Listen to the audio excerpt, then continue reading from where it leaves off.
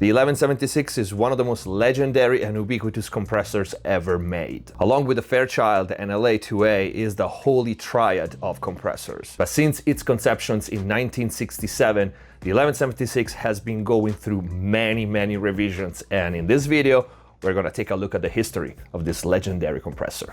Here we go.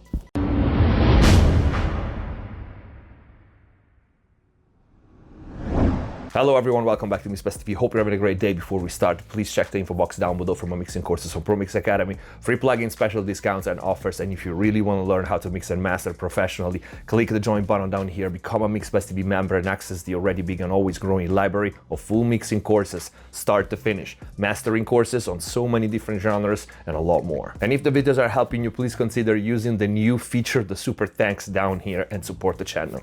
Let's get to the video. So in this video, we're going to take a look at the history and all the revisions of the legendary 1176. Like I said in the intro, one of the best compressors ever made. Bill Putnam created the very first 1176 in 1967. That was the legendary Revision A, or as we call it, the Blue Stripe.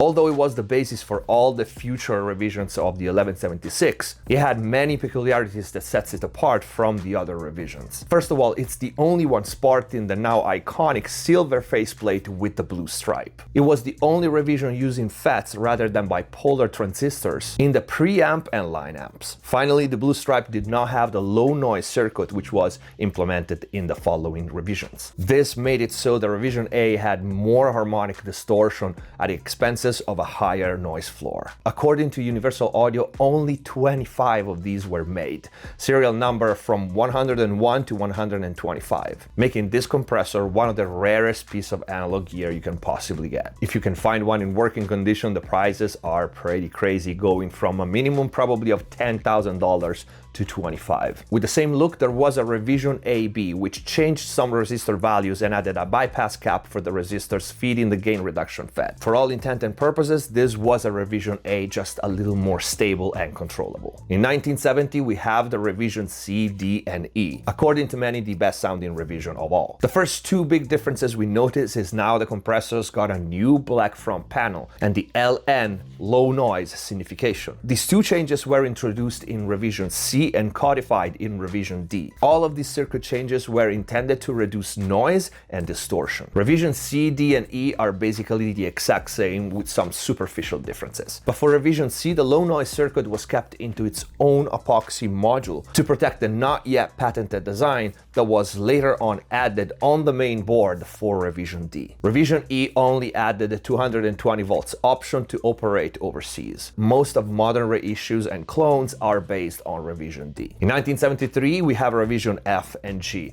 Class A was pulled out and they started using integrated circuit. From the beginning, the 1176 used a Class A 1108 preamp for output gain. Revision F replaced this with a push-pull amplifier based on the 1109. This gave Revision F more output and definitely a different color tone to the unit. But despite the higher output, the Revision F measures the lowest harmonic distortion. So if you want to use an 1176 with less color, Revision F is what you want. Revision F also replaced the UA5002 output transformer with a Burness B11148, which adds a small boost at the extreme high and low frequencies. Revision F and G were also the first one to incorporate integrated circuits. Revision F switched from a discrete to an op-amp based metering circuit, while Revision G replaced the input transformer with an NE5532 IC. This makes Revision G probably the cleanest of all. Then we have Revision H, what some people refer to the ugly child. This wasn't really much of a revision for what we know. They changed the faceplate back to silver, they added the blue URI logo